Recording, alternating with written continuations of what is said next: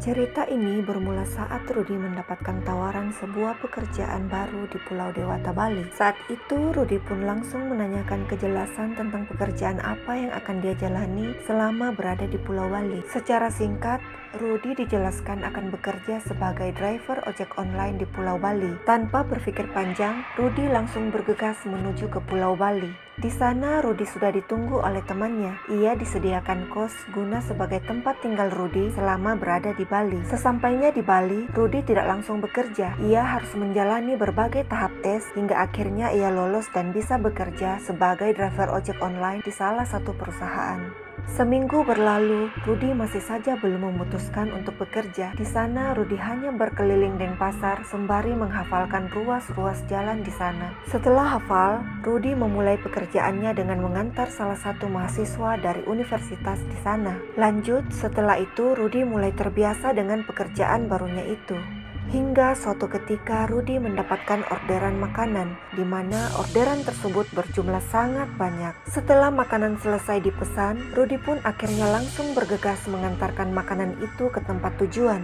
Jalan demi jalan telah dia lalui hingga tempat yang dituju telah ditemukan. Ini aneh, kata Rudy. Tak disangka, ternyata tempat tujuan orderan itu adalah sebuah rumah kosong. Karena takut ada hal yang tidak diinginkan, tanpa basa-basi, Rudy langsung memutar balik motornya. Rudy memacu motornya lebih cepat dari sebelumnya dan memutuskan langsung kembali ke kosannya. Sesampainya di kosan, Rudy dengan sukarela memberikan makanan tadi ke temannya. Banyak sekali, Ruth, tanya teman Rudy. Iya, barusan dapat orderan fiktif. Masa alamat tujuannya di rumah kosong? Jawab Rudy. Sambil terus mengobrol, mereka memakan sendiri makanannya. Hingga pada hari itu, Rudy memutuskan untuk tidak bekerja sementara. Rudy hanya menghabiskan waktunya untuk tidur dan bermain game di kosnya. Keesokan harinya, Rudy kembali bekerja karena dirasa hatinya sudah tenang. Hingga sore, semua berjalan lancar. Rudy terus mengaktifkan aplikasinya. Saat azan maghrib tiba, dia mendapatkan orderan makanan lagi. Tanpa berpikir lama-lama, Rudy langsung menerima orderan tersebut dan bergegas menuju ke restoran yang dituju.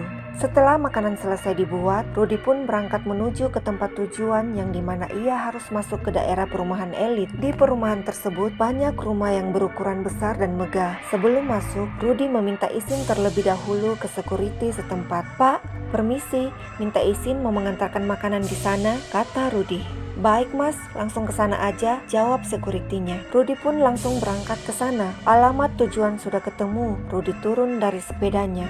Dia pun memanggil-manggil orang yang ada di dalam rumah tersebut. Karena tidak ada jawaban, akhirnya Rudy melihat sekeliling sambil mencari bel. Sepertinya tidak akan kedengaran jika dipanggil dari sini, kata Rudy sambil mencoba menghubungi lewat handphonenya. Rudy menemukan bel rumahnya di pojok dekat gerbang. Rudy pun menghampiri bel tersebut dan menekannya hingga terdengar suara dari dalam. Halo pak, sudah di mana? Ternyata telepon Rudy sudah diangkat dan menanyakan keberadaan Rudy. Sudah di depan rumahnya mbak, jawab Rudy. Oh, ya udah pak, saya keluar dulu, kata customer tersebut.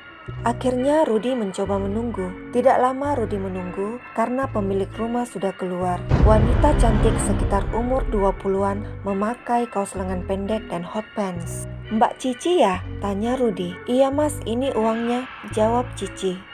Waduh, saya tidak ada kembaliannya mbak, kata Rudy.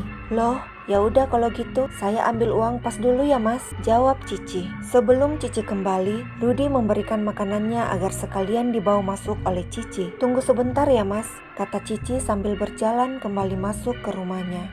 Cici terus berjalan cepat dengan sedikit lari ke rumahnya. Cici sengaja tidak menutup kembali gerbang rumahnya. Sambil menunggu Cici mengambil uang pas, Rudy pun mencoba melihat seisi rumah Cici yang bagus. Bagus banget rumahnya, kata Rudy dalam hati. Di dalam gerbang terdapat taman dan di tengahnya terdapat air mancur yang indah. Sekitar 15 menitan Rudy menunggu, namun Cici masih saja belum keluar. Karena capek berdiri, Rudy memutuskan untuk duduk di sebuah kursi yang terbuat dari semen dan batu bata di dekat gerbang.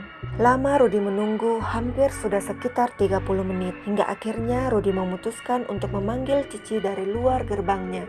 Kalau dipikir pakai logika, Rudy sangat percuma memanggil Cicinya, karena kan jaraknya emang jauh dari gerbang depan ke pintu rumah Cici. Entah mengapa si Rudy ini lupa jika di situ ada bel rumahnya.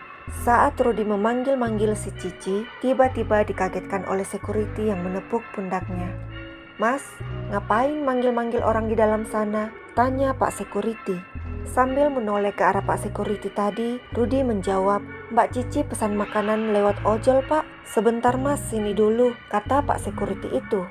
Akhirnya Rudy berjalan 1-2 langkah dan berada tepat di samping Pak Security tadi. Mereka semua membelakangi rumah itu. Lalu Pak Security tadi berbisik kepada Rudy, "Rumah ini sudah lama kosong Mas," kata Pak Security. "Mana mungkin Pak," jawab Rudy yang tidak percaya dengan perkataan Pak Security itu. "Iya, pemilik rumah ini meninggal dunia, lalu keluarganya pindah dan rumah ini dikosongi sudah lama," kata Pak Security yang mencoba menjelaskan. "Kok bisa Pak? Tadi itu mbaknya keluar. Dia mengambil makanannya karena uang yang dikasihkan nominalnya besar, jadi saya meminta diambilkan uang pas saja," kata Rudy. "Coba lihat ke belakang Mas, itu rumah sudah kosong," kata security itu dengan nada yang sedikit menekan. Rudy menoleh ke belakang. Alangkah kagetnya Rudy, rumah yang tadinya bagus berubah menjadi rumah kosong yang tidak berpenghuni dan tak terurus, di mana ada banyak sawang-sawang di temboknya, juga rumput alang-alang yang sudah tinggi. "Astagfirullah," kata Rudy. Badan Rudy lemas dan gemetar. "Tapi Pak, makanannya tadi dibawa masuk rumah itu juga loh," kata Rudy yang masih tidak percaya. "Lah, dibawa kemana Mas? Itu loh makanannya masih nyantel di sepeda kamu," jawab Pak Security sambil tangannya menunjuk ke arah motor Rudy. Rudy semakin lemas dibuatnya. "Lalu tadi itu siapa Pak?" tanya Rudy sambil mulutnya yang gemetar. "Sudahlah Mas, ayo kita ke pos dulu. Mas tenangin diri Mas dulu di sana," kata Pak Security tersebut. Akhirnya mereka berjalan ke arah pos yang dimaksud. Saat itu Rudy menuntun sepedanya karena memang jaraknya hanya beberapa langkah saja, dan juga karena Pak Security-nya juga membawa sepeda pancal. Sesampainya di pos, Pak Security itu memberikan segelas air putih kepada Rudy. Lalu dia menceritakan memang banyak kejadian di rumah itu sebelum Rudy. Motifnya sama, memesan makanan lewat ojol. Namun banyak juga yang akhirnya mengetahui terlebih dahulu kalau rumah itu kosong, sehingga ojol tersebut langsung berburu-buru untuk putar balik. Namun juga ada beberapa yang mengalami kejadian seperti Rudy, di mana menurut ojol tersebut rumah itu awalnya bagus, namun akhirnya justru seram. Bahkan ada juga ojol yang mengantarkan pulang si Cici ini sampai ke rumah tersebut. "Ini orangnya ngegonceng siapa ya? Lah kok ngomong sendiri?" Terus sesampainya di rumah Cici, orang ini masih ngobrol sambil tangannya nerima uang cash gitu Mas, kata Pak Security itu. Rudy semakin dibuat takut mendengar cerita dari Pak Security itu, hingga akhirnya ia cepat-cepat untuk pamit pulang ke kosnya dan menaruh makanan pesanan Cici itu di pos tersebut. "Ini buat bapak sama temannya aja," kata Rudy sambil memberikan makanan hasil dari pesanan si Cici. Setelah berpamitan, Rudy bergegas pulang ke kosnya dan menceritakan kejadian tadi ke teman satu kosnya. Sejak kejadian itu, Rudy pun memutuskan untuk menonaktifkan aplikasi driver ojolnya di malam hari. Wah, seram juga ya. Kamu atau temanmu pernah mengalami hal seperti ini?